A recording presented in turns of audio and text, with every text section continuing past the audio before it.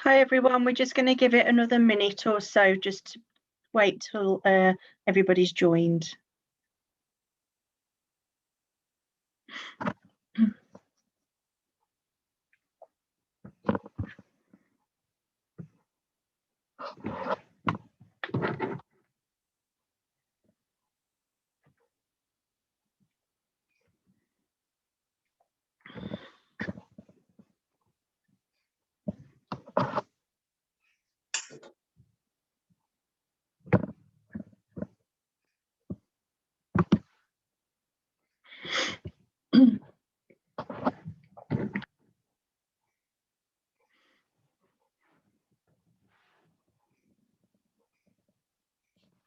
Just give it another 30 seconds.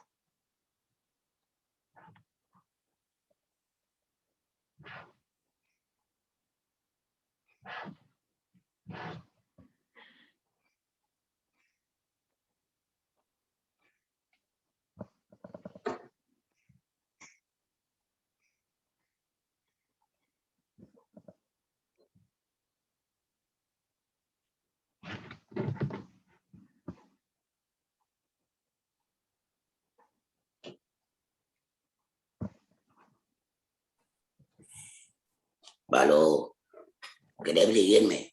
Hi John, yes, we can hear you. We're just giving it another few seconds just to give other people opportunity to log in. I didn't forget this time. Hi John. Hi Kelly. I think that's it. So hi everyone and a very warm welcome to this afternoon's virtual cooking demonstration. Next slide please. So before we get started, I just need to go through a little bit of housekeeping. This presentation is a corporate presentation from ATOS Medical Group.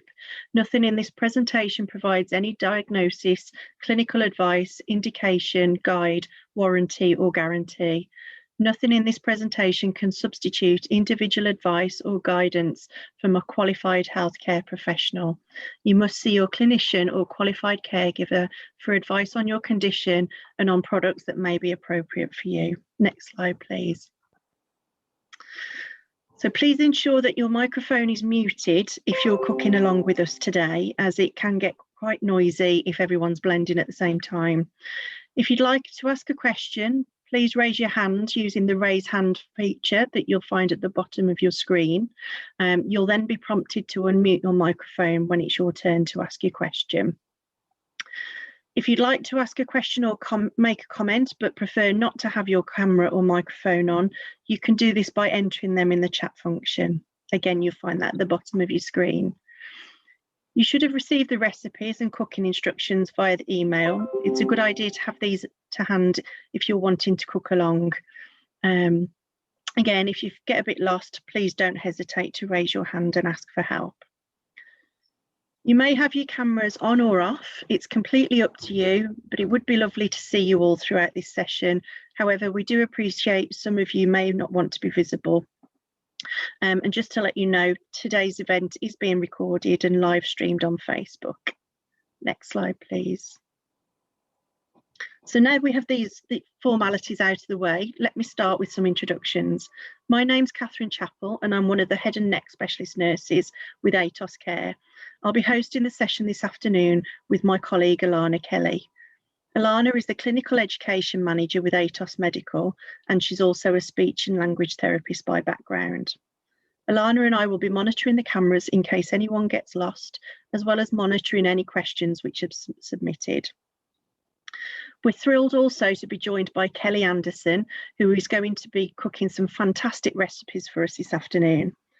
Kellie is a cancer health educationalist and nutrition advisor with the Maggie's Cancer Support Charity and is based in Edinburgh, where she works as part of a multidisciplinary team. Kellie has 18 years experience working with people who have cancer, and at Maggie's she runs groups looking at how to eat well during and after treatment. Additionally, she sees individuals and their carers to offer bespoke nutrition and eating advice. She also has a healthy eating blog where you'll find globally influenced healthy recipes. So I'm going to hand over to Alana now, who's going to talk a little bit about taste and smell following a laryngectomy or tracheostomy. Thanks, Catherine. Hi, everybody. It's great to see you. We'll just move on to the next slide. And I just have a couple quick comments here to talk about how your taste and potentially your smell can also be impacted after laryngectomy or tracheostomy. So as you know, when you have a laryngectomy or also tracheostomy, there's no longer a connection between the nose and the mouth. So your smell is most likely impacted because you no longer have the ability to draw air into your nose. So therefore you don't have any air or any of those scents kind of passing over your nasal receptors. There is a technique that you can learn, and some of you might know already, called the polite yawn, where you actually learn to draw air into the nose, sort of in an active motion. And this can actually help to restore a little bit of your smell, and that can improve your taste as well when you're eating. But because the two are so interlinked, taste and smell, people do sometimes find that their taste is impacted when they're eating. So this technique can help, and it's something that your clinician can teach you if you do have any questions about it. But sometimes that's why it's good to remember if you're having some difficulty with taste, and Kellie will give us some tips and tricks on how to enhance the taste and flavor of food in just a bit, but it's good to remember what the physiology is behind it and why that is and what you can do about it. Next slide, please. Just to mention as well that there are some products out there that can help you with your activities like cooking, like we're going to talk about today. And the first on the right here, and these are for laryngectomies, is our Free Hands HME. And this is for patients who have a voice prosthesis and speak with a voice prosthesis. It allows you to have a hands-free capacity to use your hands for activities like cooking and to be able to talk at the same time, again, if you do use a voice prosthesis. Alternatively, if you don't use a voice prosthesis or you can't use a hands-free, because it takes some time to learn how to use, the Go HME, which is new from our Provox Life range, is on the left there. And this has really good breathability when you're engaging in sort of higher activity actions or higher impact activities. On the next slide, we have the products that you may be using if you're a tracheostomy patient. The Dual Care on the right-hand side is the product for hands-free speech. And on the left-hand side, we have the track phone, which you would manually occlude to achieve voice. Any questions about any of these products or how they might help you? If you don't use them already, please get in touch with your clinician and we can help support if they do have any questions as well. I'm going to hand it over to Kellie now, I think, for our cooking demonstration. Hello, hi there. Hi, it's I'm not seeing myself, so I'm not. I just see a slide, so hopefully you guys can see me. Like Alana said, I'm Kellie, and I'm going to be doing a food demonstration for you today. And if you've got the ingredients and want to cook along, then that's great too. You're more than welcome to do that. Nothing's going to go too quickly, and there will be time to ask questions if you like as well. But if I'm going too fast for you and you're cooking, just raise your hand and somebody will let me know, because I might not see you because I just see little tiny little bits of you at the top, and I'm just going to be trying not to cut my hands off basically live on air. And now I've just got some kind of a message from my computer saying heavy usage, memory usage. I'm going to press ignore and hope nothing disappears. Great. Okay, so the first thing we're demonstrating today is a savory tomato bread pudding. So I guess all of you have had a sweet version of the bread pudding. I just keep having messages keep popping up on me. I'm just trying to just stop Okay, most of you have had a sweet bread pudding, and hopefully it was really enjoyable for you, but I bet you probably haven't had a savory one. In the US where I'm from and where Alana's from, hello Alana, there's something that we call a strata, which is kind of the same kind of thing, and it's basically, it is just a savory bread pudding, the essentials being a bit of bread, usually a little bit like day old, or because it absorbs things a little bit better without going too mushy. But those of you that need to have more fresh bread, then that's great too, because they both kind of absorb about the same, really. So bread, the eggs as well, milk. So far so kind of normal. But then we have some interesting things like tomato soup. You can use any kind of soup that you like. The ones that you can, you know that you can kind of taste a bit of is great, but there are things that we're going to talk about so that you can taste it even better. Just really your favorite soup. And because we eat with our eyes, something red like a tomato soup is quite good, even though it's a bit orange. And just to make it further more interesting, even though obviously a soup has its own kind of taste, to really make even more of an impact, we have things like garlic powder, onion granules, and some mixed herbs. Actually, I've just got oregano here, so I've just chosen to do that. And that will give it a lot more flavor. And although on the recipe I've indicated an amount, really, to be honest, it's completely up to you. So add as much as you dare. And just to your own liking, or if you're making it for someone else, make it to their liking, and then maybe fry up or put a little bit of oil with some of these that, that carries the flavors really well, and just drizzle it over the top of your serving. That can bring it out. And lastly, we will be topping it with some grated cheddar cheese, or you could use grated dry mozzarella. So like the pizza mozzarella rather than the wet stuff. You could use the wet stuff, but this probably would be a little bit better. And so the first thing I'm going to do is, I've got a tin right here. It's enough for about 4 servings. And this recipe is really, really super flexible. You don't really need to measure too much. You're just really making kind of a savory, no-cook custard. And you can, have more or less of the soup, or the eggs and the milk, depending on what kind of consistency you'd like. So if you want it a little bit less eggy and less firm, you would maybe add a little bit more milk and a little bit less eggs, depending. So I'm just going to quickly cut up some. So you see that I'm not doing any chopping. It's super easy. I'm just really just tearing it up. And I'm going to do right now about half of them. More or less, just that, because what I'm going to do is I'm going to put together the savory custard, and then I'm going to pour it mostly on there, press it down a bit, and then add the rest of the bread and then press that down. The reason I'm doing it that way, and you don't have to do it that way, but depending on the type of tin you have, you might have a bit of spillover if you try to do absolutely everything at once. So if you press it down kind of more or less half or 2/3 full, then it already starts to absorb, and then you can add the rest of your bread. So what I'm going to do is I will crack my eggs. Hope they're not going to make too much of a mess. I'm going to make a mess of the counter, so I'm just basically chucking things to the side. So I hope. Yeah, well, my cat is actually literally right down there. She's probably waiting for the cheese. Hopefully she's actually, I should have fed her. That was a thought. I should have fed her to make sure she was quiet. I'm just looking over her dish and it's fairly empty. So I might have to stop in a sec.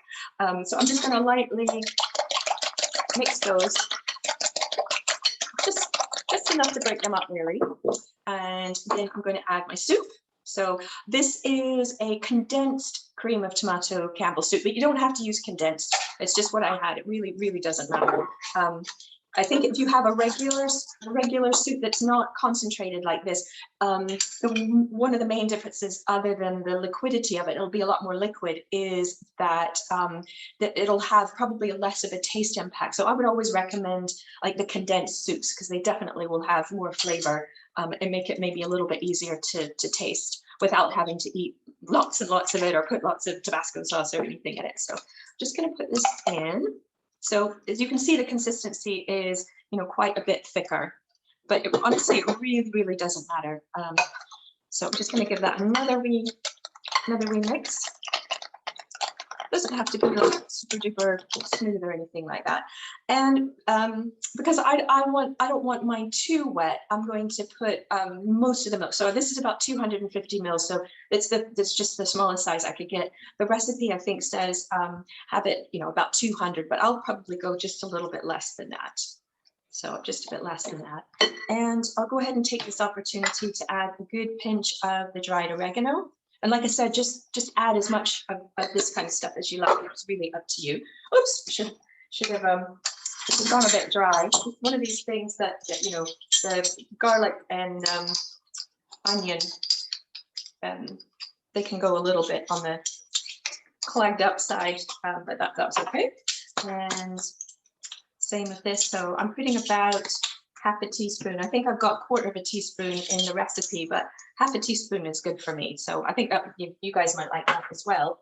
And I've got a bit of a wild card actually that is not on the recipe, but is one that I would really recommend doing for certainly for any kind of a tomatoey thing, or if you had a pepper soup, is just a bit of smoked paprika. That's what I've got here. So I'm adding just a little bit less than half a teaspoon of that, and it just really adds you know, quite a really nice flavor, and it contributes a bit more to the redness of it as well. So hopefully without spilling too much. Oh, and I can add some pepper if I like, so I'm going to do that as well, just a little bit. And I'm going to put most of it on. So hopefully you can see that. And I'm just going to press it down. If you guys weren't watching, I would literally just do this with my hands, and then I'm going to go wash them, obviously, because it's quite easy to do just with your hands all at once. But I know my parents would be ashamed if they saw this and I was sticking my hands all over the food. Okay, so I'm just going to continue with the rest of the bread. And it was about 150 grams, probably a little bit more, because this is kind of a bigger, bigger tin. But you do it as you wish. You know, fill it as high as you want. So I'm just going to press that down, and now I'll continue with this. I maybe should have put the rest of that milk in, but we'll see what happens. And to do this recipe, for a regular, you know, in your oven, which is where you cook it, it's 160 degrees fan oven, 180 degree conventional oven. I'm not sure what that is in a gas mark, but and it's 350 degrees Fahrenheit. And ideally for this, you would let it kind of sit for around about half an hour before you would pop it in the oven, just to give the bread a chance to really soak up. And I think for some of you that might be really important, because you want it to be quite fluffy and really super soft. You don't want to have any hard bits or anything like that. And with your bread, it's up to you whether you took the crust off, because you could use just regular bread. I happen to use really soft rolls, so that's not an issue. So you just kind of see the texture here.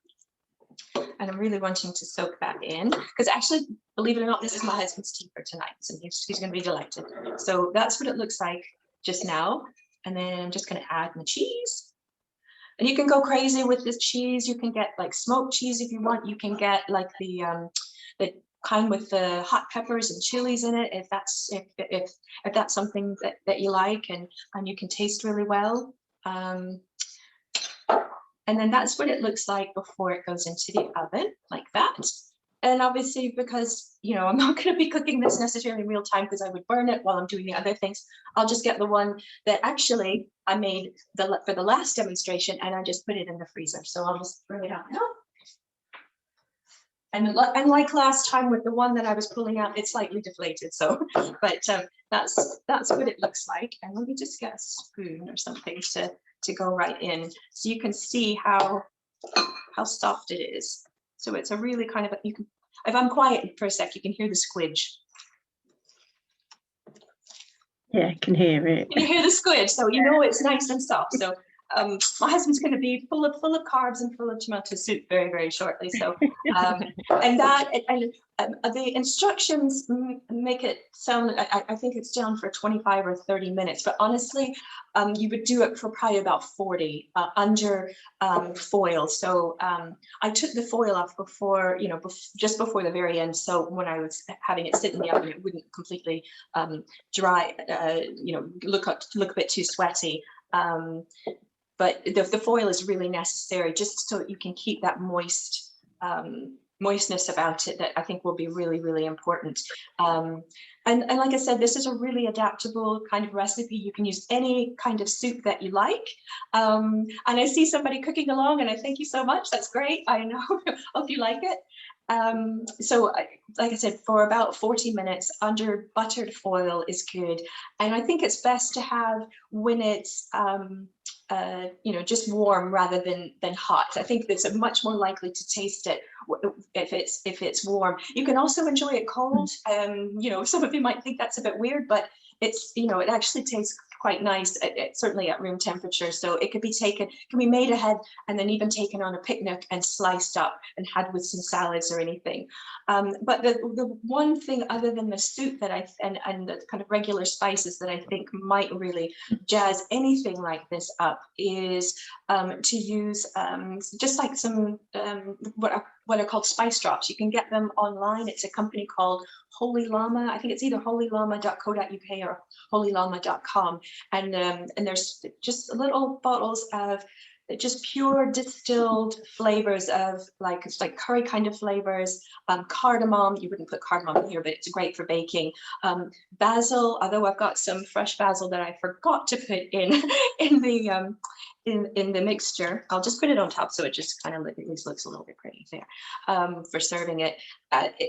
This company has just these little drops. You literally only need a drop. So it's things like black pepper, coriander, basil, parsley, almost any kind of herb, but also spice that you can name. And that way you get just a lot of an impact without, having a lot of waste or, and it's a really intense flavor. So, and a little goes a long way. So even though it's, it's a little bit of an outlay. It's not expensive, but it's maybe more than a regular bottle of kind of a dried spice. It lasts for absolutely forever, and you only need like one drop. And the ones you would associate with more sweet flavors, like say cardamom or ginger or cinnamon, those are great in cakes. They're also great in juices, or if you're on any kind of the supplement drinks to help you gain weight. And a lot of those don't taste very nice. They can definitely be zhuzhed up with just a drop or two. So I have no affiliation with them, but I think they're a really good top tip, really, as far as getting flavor into sweet and savory things without having to chop things or buy extra things. You just literally reach in the cupboard. So I'm just going to put this aside, and it looks like John's gone away. Yeah. How did you get on, in the oven? Have you put yours in the oven? Oh, you are He's doing it with basil. You're smarter than I am. You should be doing this. So John, you're on mute. Let's have a look. Oh. I want to see John. Oh, wow, looks great. Hey, super. And I did remember the basil. Yeah, the basil. Thank you. That's super. So I'm just going to pop this away. And I'll grab. Is anyone else cooking along with us today? That's awesome. I'll just clean up my mess. I'll push it to the side. Kelly, just a quick question. We posted the flavor drops, the website for the flavor drops. Oh, super. So everybody could find it in the chat if you'd like to. When is it you add the flavor drops? Is it before cooking or after? Oh, that's a great question, Alana. Yeah, while you're doing the mixture, when you're putting in your other stuff. So let me just give this a quick write down. No, that's it. It's really good. I haven't been in touch with him to say that I've been talking about him. So I'll say, if you got a few more extra orders today, it's because of me. I don't have any kickback. Actually, I don't properly know them, but I think they follow each other on Instagram or something. So the next recipe is something really super simple, and it is Alana, you'll know about this one as well. The good old pimento cheese. But in here it's called pepper cheese spread, but it's It's a southern US just kind of dip, a spread type of thing that you get in almost every grocery store. And, you know, it's been going for such a long time, and it's always been a favorite in our family. And it's so easy to buy that most people don't make it, but in this country we don't have it. And when I make it and I will take it somewhere, or I'll serve it at the Maggie Center, everybody's just like amazed, like, you just those things made that. And, you know, because it has a really it's a high impact flavor, and again, with something like spice drops, or using you know, just using some fresh herbs, you can take the taste in a different direction. But for this one, I'm just going to keep it quite simple, and the basis for it are some kind of antipasti peppers. So they're usually the ones that are in oil, and I just had a small jar, but again, like the other recipe, like the bread pudding, it's kind of up to you. If you're a confident cook, just kind of go for it and don't necessarily measure any things. But sometimes it's more economical to get like a bigger jar, so you would just use, you know, maybe about 250 to 300 grams from a larger jar. So these are all kind of peppers, and you know, if you need to have ones that are skinned, then you would probably want to do those yourself, although you can get ones that are skinned. But in this recipe, because we're going to be blending it, hopefully that won't be an issue for you as far as anything getting stuck. So what I'm going to do is I'm going to be doing it on this guy right here, my food processor. So I will be just kind of adding things in as I go along. So it's really, really super simple. And what you would have with it is, you know, you could put it as a filling for a nice soft roll. You could even have it through pasta. It's really, really, might sound a bit strange, but if you think about all the ingredients, they all kind of would potentially go in a pasta, with maybe the exception of the mayonnaise in this case. But if you're kind of fussy about mayonnaise and you don't like mayonnaise, it's absolutely fine. Just leave it out. It'll just slightly change the texture. You might just want to add maybe a little bit of oil, or if the peppers came with the oil, you could add that. So you don't absolutely have to have the mayonnaise, because we're not really using that much of it anyway. But it does add a particular kind of nippy flavor to it that I think is quite nice. And certainly the traditional pimento cheese, as we call it in the States, you know, it has mayonnaise, and it's like all the calories. So if you're needing to kind of keep your weight up, it's a brilliant one, and it will last for about 4 or 5 days in your fridge. In my house, it lasts maybe 2.5, and there's just 2 of us. So, and it's mainly my husband, once again, who's eating it, but I absolutely love it too. So what I'm going to do is I'm just going to put the peppers in my I'll just bring it over here, and then I'll try to put it on there. But so I've got the peppers here, and so it's got a little bit of the oil, because that oil will hold a lot of flavor. And for the soft cheese, it's a small tub of soft cheese, and I tend to use, you know, kind of about 2/3 of it, and then you know, might use a little bit more if I need to. But it's just kind of one of those ones that you do until you get the texture that you want, and you'll all be different as far as how loose or thick you want it. You have different needs that way. So I've got the soft cheese in there, and I'm going to put just a few tablespoons of mayonnaise. I'm going to go for about, let's see, one heat, 2 heat, and maybe 1 more. Yeah. So like I said, this is a really, really good one for anybody who's wanting to kind of keep their weight on or and it's you can put, you know, like with the other recipe, you could put something like the smoked paprika. You could put you know, you could put some, I've got garlic powder down, so I'm gonna do that. So it's kind of up to you how much you want. I'm gonna go again a bit punchy, so about half, and then I'm gonna just maybe add a little tiny bit more as well. Actually, I accidentally just added the onion, so I'll need to, it'll taste even more different. Should have done that way. So I will add, now I'll go ahead and add the garlic, but I won't go crazy because I've just been crazy with the onion. And this is, again, you know, you can use whatever kind of cheese you like. It would be kind of traditional in the States to use something like a cheddar. I've got a mature cheddar, one of the extra mature cheddars, so you know that it might have a, you know, a bit sharper, a bit different kind of taste, but use whatever you like. You can use the colored kind, there's, you know, no reason not to. So I'll add this on. I'm making a mess. and add it all here. So I've just got this to the side. Let me see if you can, I'll just turn this so you can maybe have a little see. Oops, no, that's not doing it. I would have to do the, I have to bring it, I would have to bring the food processor over.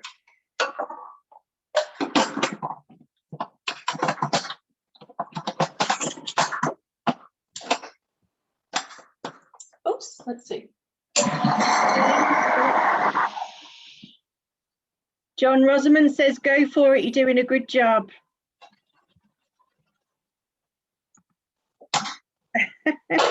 So was that nice and loud? It was. Oh, sorry. I should have given a couple of second warning. So this is what it looks like. So it's a little bit paler than I would normally have. I think the peppers that I had, I think they were more yellow than the red ones. Let me just get a wee spoon, and then you can kind of see the consistency, and know that you can kind of change it to however you like. So this is really loose, and I think that would probably suit most people. And like I said, you can have it in pasta, on bread rolls. You can just have it literally off the spoon. It's that good. Or you can even have it in a jacket potato. So if you wanted to maybe take out some of the potato, you know, like if you've had a jacket potato, take out the actual potato part, leave a skin, even if you're not eating the skin, and then mix some of this with it, add it back into the potato, cover it with even more cheese, and pop it in the oven or the microwave to make a kind of a double baked potato, and it's really, really good that way.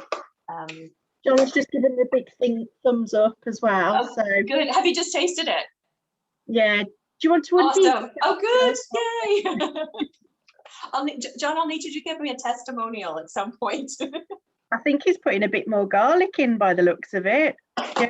Well, good. Yeah. Well, that's I deliberately pick these recipes because they're really super flexible, and they're really, really easy. And you know, kind of they're not too kind of have too many weird ingredients, things that you can mostly cook. So I would just get that out of the way.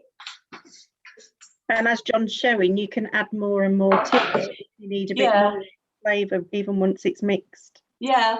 Ask John what he will have it with. He's gone off to blend it by the look. Oh. Take yourself off mute, John. I'm going to try what. Hi, John. Yeah.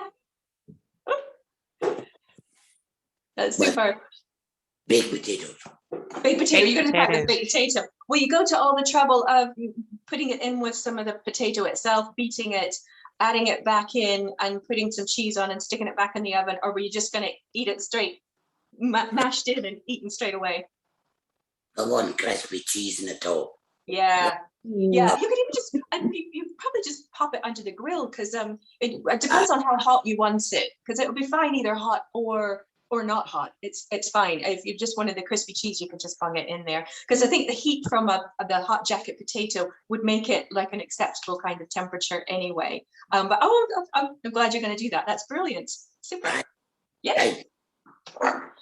So for the next one, we are going to be doing a beet and tomato gazpacho. And for those of you who don't like beets, you definitely do not need to use beets. You just use double the amount of the tomatoes. So in this case, I've got 500, let me just get them, 500 grams of the tomatoes here, more or less. It's probably about 600. Again, you don't have to be, you know, if you've got a pack of tomatoes and they say 500 grams, that's fine. But I got loose tomatoes that were buying ones, and I didn't have the little weigh thing, so I was just kind of guessing. And I weighed them, and they're like 620. That's fine. When I got home, and then I've got about 500 grams, just a little bit less, of some cooked beetroot. I said in the recipe to just use the kind in their own natural juices, but I mean, if you really, you know, if you wanted to, you could absolutely use the kind in vinegar, and maybe not add the sherry vinegar, which is, you know, the kind of traditional vinegar that you would put in a gazpacho. But I mean, if the only kind that you can get, and you really fancy making this, is the kind in in the vinegar, then just go with that. That's absolutely fine. And we've got a couple of other little bits over here. Get the garlic and the onion, and get the sherry vinegar that I was talking about just there, and some olive oil here. Got that, and I will just go ahead and set about maybe chopping this up without making too much of a mess, I hope. And what I will do with this, I'll show you my blender. It's really super tall.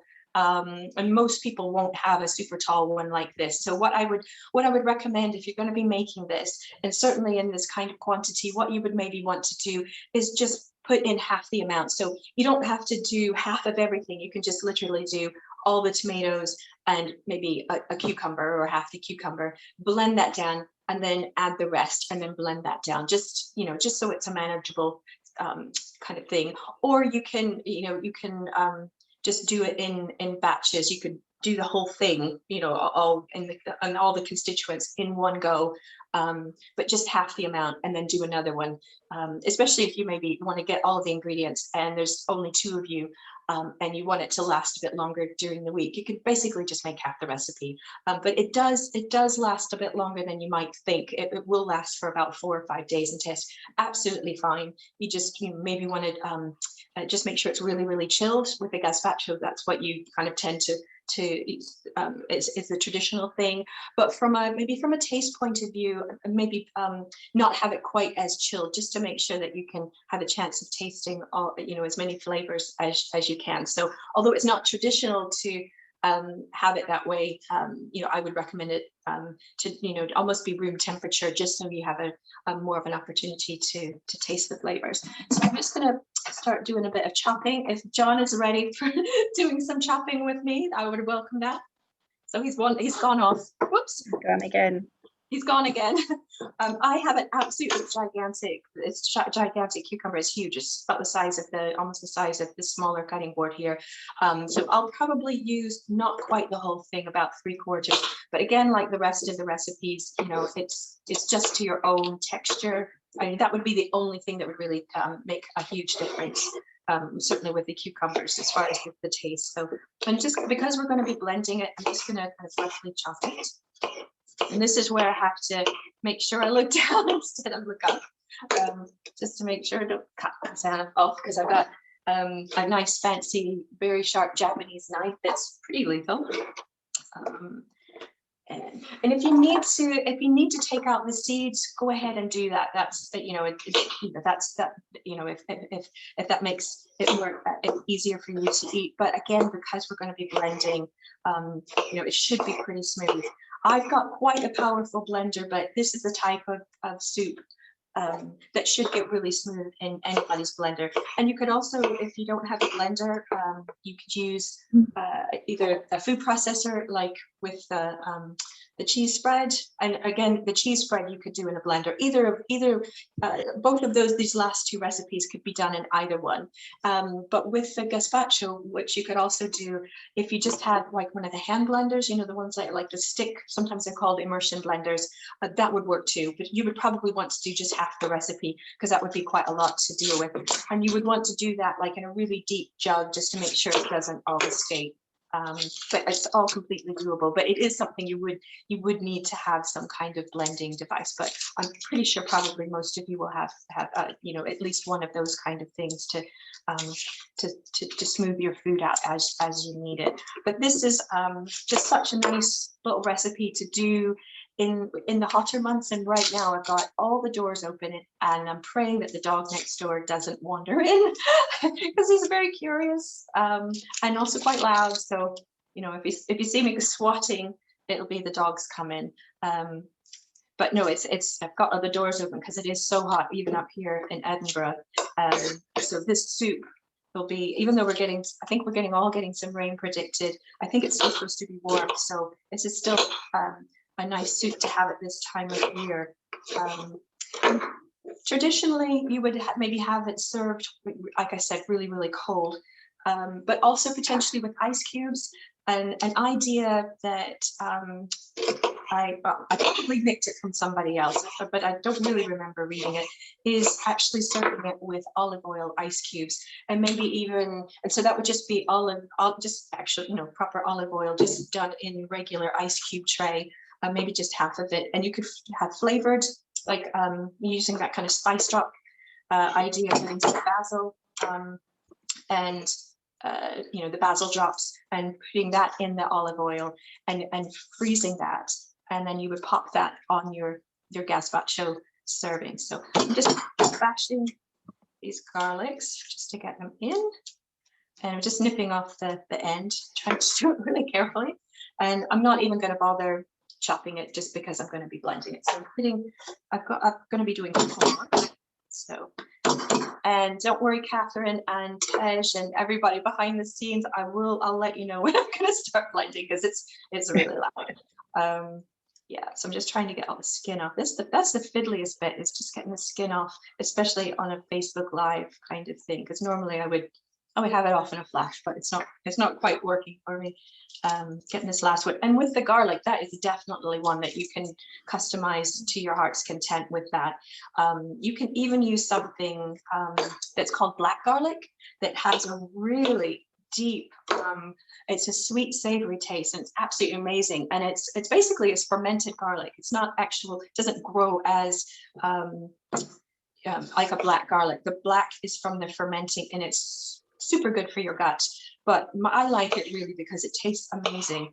I'm kind of strange. I like kind of savory, sweet things, not like sweet and sour pork or anything like that, but kind of ones that are a bit fermented and a bit odd.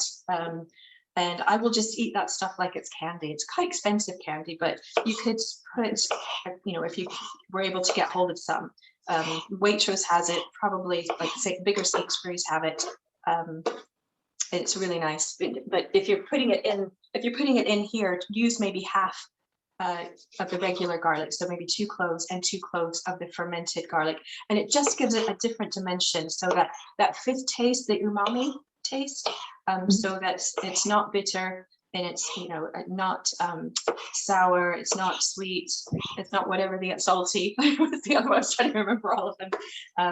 It's its own kind of funky little taste, and I really recommend it. You can also get something called umami paste, and usually with like tomato puree and things, and that might also be worth a try, because it's such a different kind of flavor. And if you're having trouble kind of tasting things, it's just something really, really different. And it might be, you know, something, it's inexpensive usually to get, but it might be something that you find to be a nice taste that you want to include. It's quite savory. So that's what umami is. It's called the savory taste.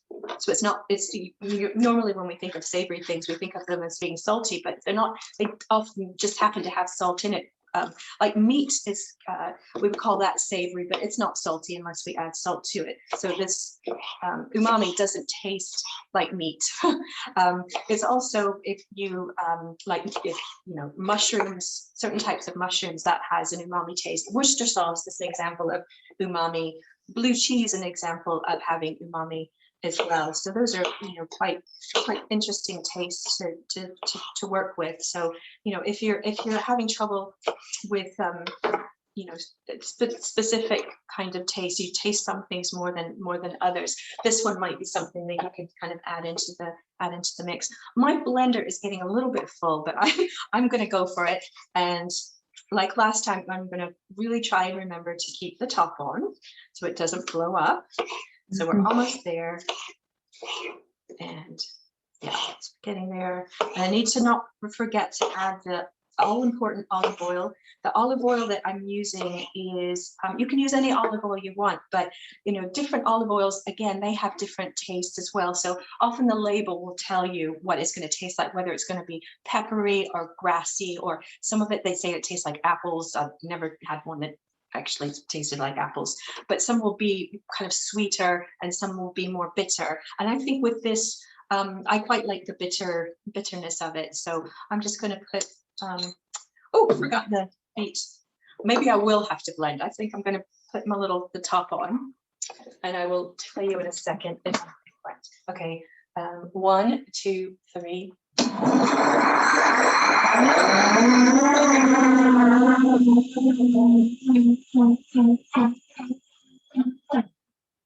Okay, off. So I've got it kind of halfway done. So I'll let you see what it looks like before I start adding the beetroot. So that's it. And you might have noticed I had a pepper in there and didn't talk about it. That's actually one of the integral things of making a gazpacho. Again, it adds a certain different kind of taste. The more kind of things you add like that, then probably depending on your skills for taste and smell that you might be working on. I find that certainly with the people that I'm working with, having foods that have more than one kind of flavor in it can sometimes make it easier for there to be an impact. I mean, I might be completely wrong about that, and Alana might be able to tell me a bit about that. But I've kind of sussed that out from different people that I've spoken to, that hitting different types of taste, so a bit of sweet, a bit of savory, a bit of salty, all together can make it a little bit easier to taste something. So I'm just going to very briefly rinse my hands. And I'm going to add about 50 mils of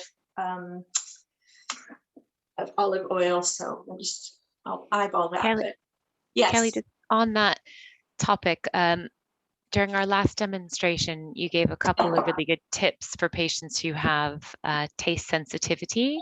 Mm-hmm. So, for example, after chemotherapy or radiotherapy, people who find pepper a little bit too spicy. Yeah. Can you mention those top tips again? Because I thought they were really helpful. Oh gosh, you'll need to remind me. I've got so much stuff in my head. Yeah, I think certainly some people do find certain types of taste just a bit more pungent.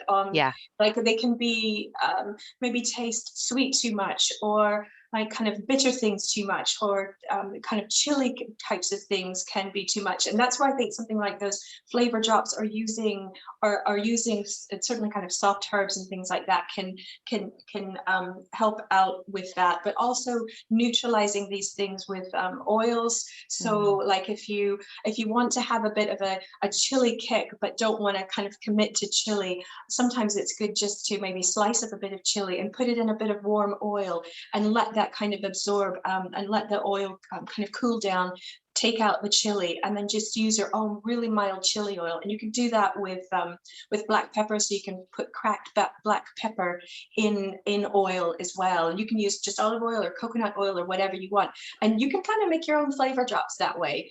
You can bruise basil. People aren't necessarily sensitive to basil, but you can make your own flavored oils so that you can temper the kind of flavors that you like.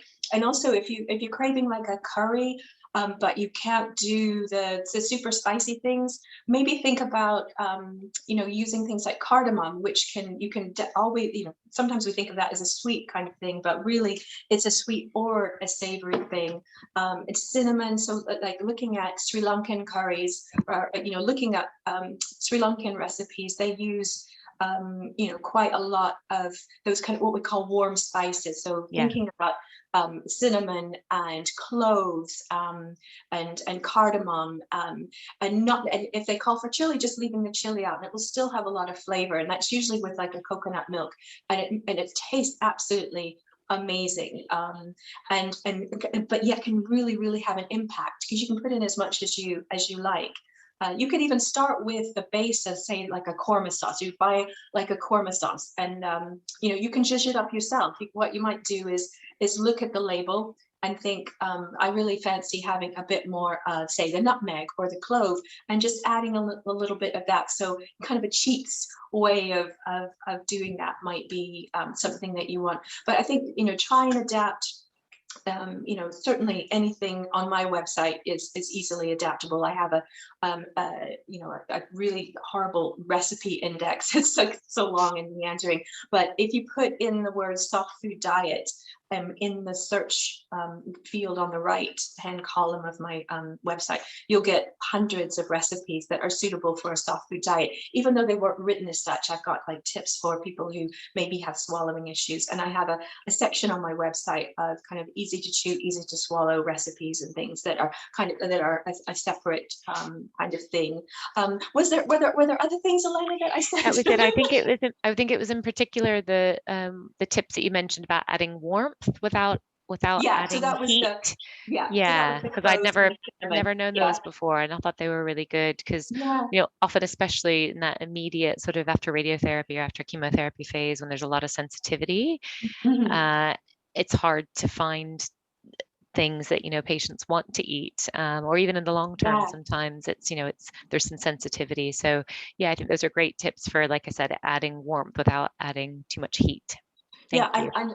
And I think that's, that can be useful for even beyond your community as well. So people who have general low fiber needs, or any, or kind of any like esophageal issues just generally, and or have issues with their gut that really will maybe crave something like a curry, but think, how can I adapt that? It's going to be really boring if it's just coconut milk and a little bit of turmeric. But those those warm spices that you might use in Christmas cookies, say, they actually work really well if you have them with other things like onion and garlic. And with the onion and garlic, if the raw deal is way too pungent, then obviously these ones, the powdered, the granular ones, they're much milder, but actually they're really, from a nutritional point of view, they're actually really, really good, because it's basically the onion and the garlic with the water taken out and ground up a bit. And you're just not using as much, and it's because it's not raw anymore, it doesn't have that rawness. Just like when you have if you cook down garlic and you cook down onion, they turn really, really sweet. The sugars in them develop and can caramelize. This is kind of in between that, I would say. So like with the curry, it's lovely to get those sweet notes in just from really caramelizing the vegetables and getting that sweet side, then have those warm spices, and then have like coconut milk and maybe a tin of tomatoes or tomato passata, and that it's a really nice balance. And then adding a dash of fish sauce. People might think, oh, don't like fish sauce, but honestly, just a dash of it. It doesn't taste fishy. It just tastes savory, and it can really elevate certainly a lot of Asian cooking, whether it's Southeast Asian or from India, Pakistan. I use that in a lot of things, and it's one of the main ingredients in Worcester sauce. So you might sorry, that was anchovy paste, but they're kind of this similar kind of thing, because they're fishy, but you don't taste it. It just tastes savory. So so just to let everybody know, Kellie's website link has been popped in the chat as well. So thank you. If anyone wants to have a look, feel free. So I just picked some, my basil in my garden is just because I haven't watered the garden, and because I keep thinking it's supposed to rain, and it's all just like that. So I'm not showing it to you because it was quite limp. So I'm just gonna come over here. And I did add that.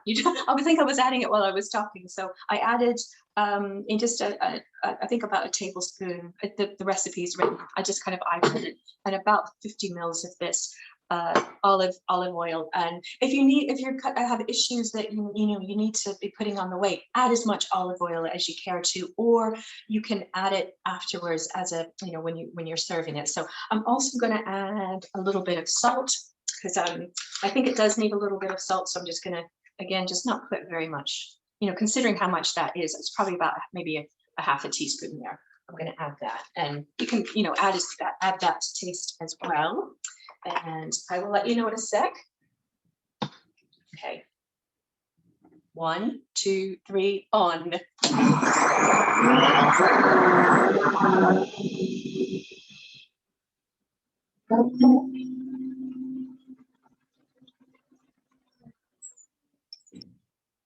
So finished with this gigantic mess here. Actually, well, I'll make it look a little bit less messy before I show you the results. Marginally less messy. Looks fab, John. Mhm. John's just showing us his as well. Looks fab. Oh yeah, perfect. You beat me to it. You're a star. Right. So I'm just going to pour it out.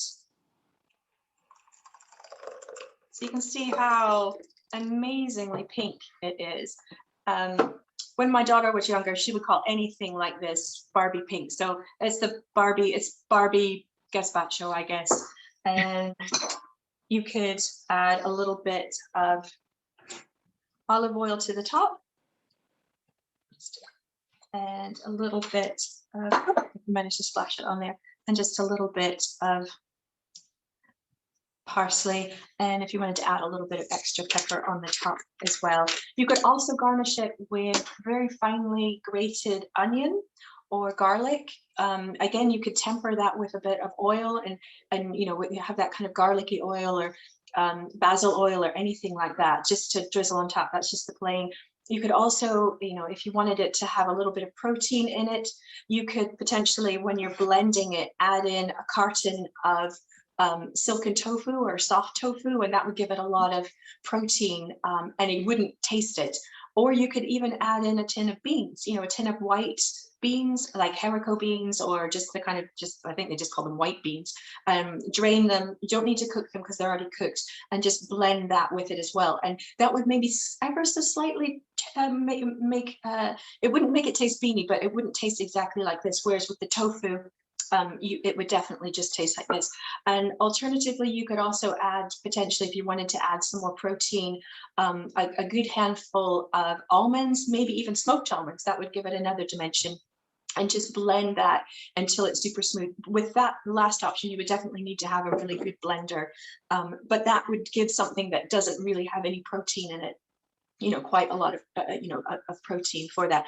Or you could you know, even cook some hard cooked eggs, and you know, cut them in half and float half of a hard boiled egg on the top. Drizzle that with a bit of oil, maybe some paprika and some parsley, and the like some chopped up pink onion or something, and that would actually make it look really pretty. You could eat it, and if you're wanting it cold, then having the olive oil ice cubes or just regular ice cubes in there, and it's really nice. And if you're making too much and you think, you know, I want to keep this, I don't want it to go off, you could always freeze it. So you could just pour like I could pour the rest of this into you know, like a rectangular or round or whatever container that you could put a lid on and pop in the freezer.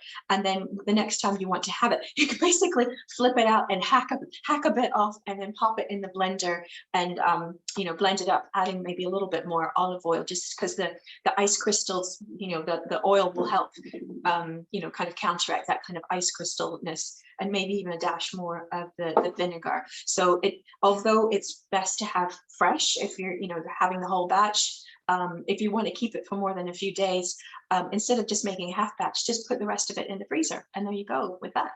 Yeah. So I think that's the 3 recipes, and you've got all of them. And I think you'll be getting some. I put together a few more recipes that I think the team are going to be sending out to you if they've not already gone. But I've got even more on my website as well, and I've got some on Instagram. The ones on Instagram aren't, you know, usually, I don't often do kind of soft food things, but you might get some flavor ideas that you can apply to the foods that you have. So I hope you enjoyed it. Yeah. Thank you. Thanks for letting me come into your homes, and thank you so much, John, for cooking along. It just makes me smile. So how's the gazpacho, John? Take yourself off mute. So you... Well, what were you saying? How was the gazpacho? Yeah. That the middle one? Or No, the last one. The last one. Well, oh God. It's a wee bit thick. Okay, then you can add just a bit of more vinegar or a bit more olive oil for yourself, or even a bit more cucumber. Okay. Yeah, that'd be good. Or top tip here, add a little bit of cold vegetable stock. Okay, I'll do that. Yeah, and that's what I would say for anybody. You know, just make it the texture that you want, because this might be too thick for some of you. It might be just right for others. But if you want to thin this down, just a bit of vegetable stock or even like chicken stock, that would be fine. But just not hot stuff. You know, just kind of cool. You know, kind of lukewarm would be good, or hot and just let it cool down. That would be a good little twist. Thank you so much. Yeah, great. I'm loving the messages from Rosamond to John in the chat. She's saying, "Rock on, John, brilliant." I'll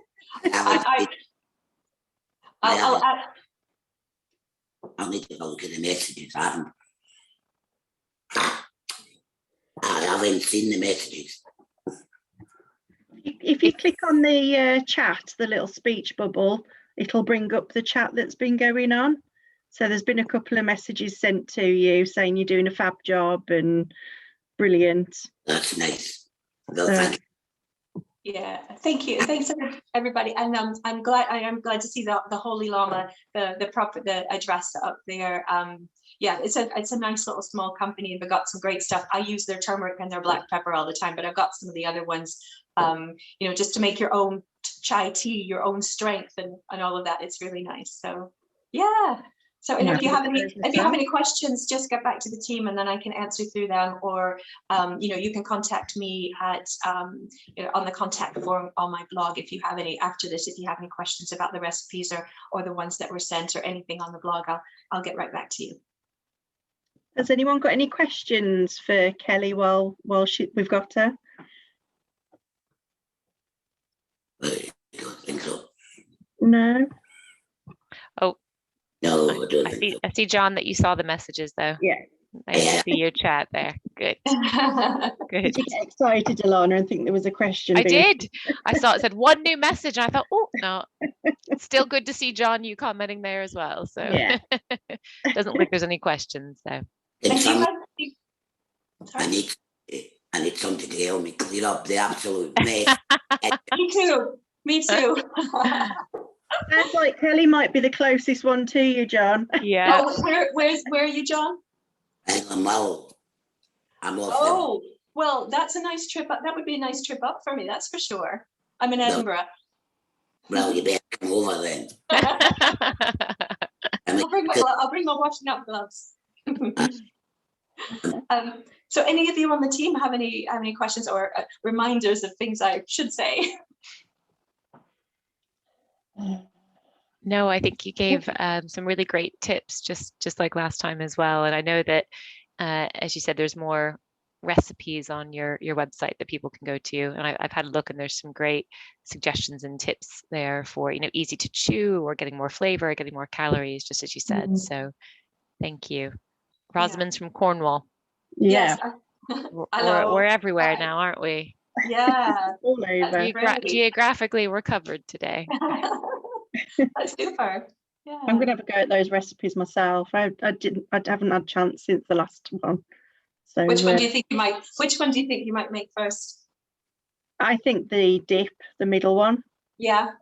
Yeah, I like the sound of that one. Oh yeah, my husband is always really happy when I make that, because I haven't obviously been able to do any cooking at the Maggie Centre, but that is there's one that's kind of like a vegan chorizo dip that I make as well. And it was a toss-up between the two of these, but this one had more calories, so I know that some of you need those extra calories. So if we do this again, I'll do the vegan chorizo dip, because it's pretty amazing. Good yeah, too. and I've got another one that has pomegranate molasses, which really packs a punch. As well. Yeah. Anything that you can use for different things, I think, is great. As you said, that dip you can use as a spread as well, like on some rolls and a sandwich. I thought that was a really good idea. Yeah. You said last time about some puff. Was it puff pastry? Oh yeah, that's right. That's right. Yeah, that's a reminder. Thanks, Catherine. Yeah, with the cheese and pepper dip, you could, if you had some puff pastry, some ready rolled puff pastry, you could just spread that onto it and roll it up like you would a sausage roll. And I would probably chill that before slicing it. So chill it for about half an hour, pop it in the freezer for half an hour, and then slice it, because otherwise it might definitely gush out. And then you can just keep that in in the freezer for whenever you fancy, you know, just like a kind of a cheesy, peppery kind of sausage roll type thing. So you can either do like the minis or kind of a big one like you might have for lunch with your gazpacho potentially. And then for tea, then you'll have your savory tomato bread pudding. So you'll have all those things covered. But yeah, but you'll be able to think of different ways to use, especially the first two recipes, for, you know, whatever would suit you and whatever would suit your family. But honestly, you just use, especially with the flavorings like the garlic and the onion powder and the vinegar, you know, those kind of things, just use those, do those really for your taste. So it might, my recipe might look quite tame for your taste buds. And, you know, don't be afraid to use those warm spices that you might put in a Christmas cake or Christmas cookies, and try them actually in a curry. But I definitely recommend using those things with something like coconut milk. And it really, really absolutely brings them out. And even cooking with whole spices and then taking them out is also great, like whole cinnamon sticks, whole bay leaves, things that you can fish out really easily, especially if you need to blend things. So either putting them in a little muslin bag and fishing it out, or just have them that they're so big that you can't miss them, and then pull them out and then blend your sauces. So, you know, a number of recipes, you know, they won't tell you to blend things, but for the most part, almost any recipe that's going to be kind of a wet recipe, you can blend it, you can make it. So, you know, don't just look at an instruction and look at a presentation and it looks all chunky and you think, oh, that's not for me. Know that you can blend it. And another kind of thing I would say is, because you eat with your eye, the presentation can be really important, especially if you know, you maybe don't have the greatest of appetite. Sometimes even just tweaking the presentation a bit can make it more attractive and more likely that you're eating it. And if you happen to need a really soft food diet, and you're blending things, if you're blending everything all together, it often will just look all the one color, and it might not always be the best color, and then we might hide it with something else. But I you know, if you have the time to do this, at least sometimes, you know, cooking the different elements of your meal kind of separately, and, you know, like if you're going to be, you know, steaming some vegetables or boiling some vegetables, you know, cooking them in maybe something in the microwave and one or two things on the hob, and then putting butter in them or whatever flavor you want or fat you want, and then blending them separately and then layering them and putting them in like a nice glass bowl.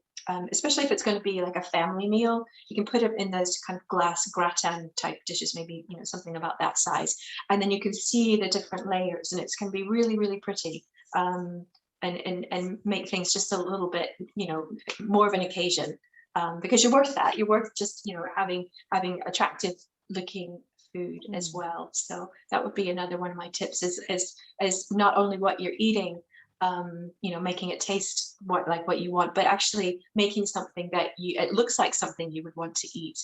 And sometimes that layer thing is a good idea. So just a classic example would maybe be like carrots and parsnip, and maybe even roasted peppers, and so have those, you know, do something different. Just the jarred roasted peppers like we had would be absolutely fine. Blending that up, putting that on the bottom, and then maybe putting, you know, the parsnip or something on top of that, and then carrot on top of it, whatever kind of thing you like, but just different colors, and build it up. And then maybe drizzling it with something else altogether. And I think what we also said last time about the gazpacho, but kind of with anything, especially if you're needing to have a few more calories, is even with this gazpacho, and it's got the olive oil in it, you can also maybe drizzle some creme fraiche on it, so that kind of tanginess to it, that acidity would be really, really nice here. But you can even put cream, you know, if you're needing to gain weight, as long as it's not like sweet cream, like chantilly cream or something like that. Maybe, well, you know, that might suit you. But, you know, anything like that on it to give it extra kind of nutrition, extra calories, but also make it a little bit more attractive, you know, is worth doing, especially things like that, because they, you know, it's such an easy, you just drizzle it on and that's all it is, or dollop it on, you know, in the case of the creme fraiche. Or you could put some, you know, those little mozzarella pearl balls, you know, you can get those little baby mozzarellas, and you could either have them just as they are and drizzle with olive oil, or tear them up and put some pesto or something on top. You might do that on top of the like, let me just go grab the bread. So with this bread pudding, instead of this, well, you could have like the shredded mozzarella if you like, and then some of those pearl mozzarellas that will kind of have a different kind of color and a different meltiness, and then spoons maybe some pesto on top of it when it comes out of the oven. I think it would probably taste better if you do that just as you're serving it rather than baking it in there. Or you could mix that into the mixture that goes in, but just don't drizzle it on top and bake it, I think, because that would think it more likely just to make things burn rather than taste good. And also another thing about this kind of idea of the savory bread pudding is if you've roasted some vegetables, certainly if you're in the winter time, people will maybe have more roasted vegetables and you might be blending them anyway. Just save some extra and do exactly as we did, because the consistency of this was the soup was fairly thick. So if you've got roasted, leftover roasted carrots and let's say parsnip and maybe some celeriac or potatoes or whatever, you would just loosen that up either with with the milk, or you could use vegetable stock. I know I've got in the recipe for this that you could use vegetable stock or the milk. But if you were maybe doing the roasted vegetable thing, just again, just do either. But you don't necessarily have to have a tin of soup to do this. You could have just leftovers, and you could put like leftover bits of the torn up like deli ham, or you could even put tuna in here, or if you wanted to cook up some beef mince or turkey mince or something like that, and then add that into the mixture as well. That would make it even maybe more appealing to some people rather than just the vegetarian version. But as far as soups, you could the sky's the limit. You could really use whatever you fancy. Like I would like something like an asparagus soup and then just put some tarragon or something like that in it. But just it's really, really flexible. And I hope hope it's something that you guys try, because it is something that's a really lovely texture that would suit most of you, and you can really customize it to your heart's content, and make it look prettier, maybe a little bit prettier than this by doing the pesto thing, or the mozzarella balls. That would be quite nice. Yeah, that's great. Thanks, Kelly. I've just had a reminder, we'll be popping a poll up. If you wouldn't mind just completing the poll for us, it's just to give us a bit of feedback on today's event. Obviously, for us to be able to improve on things, then we appreciate your feedback. So if you wouldn't mind just completing that for us. And that unfortunately brings this afternoon's cook-along session, or cook-along and demonstration, I should say, to an end. We'd like to take this opportunity to give a huge thank you to Kelly for your time and sharing these great dishes with us, and also the fabulous tips on how to vary the dishes and enhance the flavours even more. If you've cooked along today, John, if you feel like taking photos of your food, or if you cook along in the future, the other people that are in the audience, please feel free to take photos of it and post it to the ATOS Medical UK's Facebook and Twitter accounts if you've got access to those, and also feel free to post them on Kelly's Food to Glow on Facebook and Food to Glow on Twitter as well. The information's on the screen for you at the moment. We'd also like to thank you, the audience, for joining us this afternoon. Alana and myself have really enjoyed this afternoon's session again, and we hope you have too. We'll be able to share the recording of this session soon, and you'll also be receiving emails with the ingredients and the instructions on how to make the recipes as well. But if you do know anyone that might benefit from watching the recording, please let them know. We can either send it to them or you can send it on. And we look forward to seeing you all at our can't talk now, at our next event very soon. So keep an eye on your inbox for your invite. Thanks, everybody. See you soon. Bye. Bye. Bye. Thanks so much, Kelly.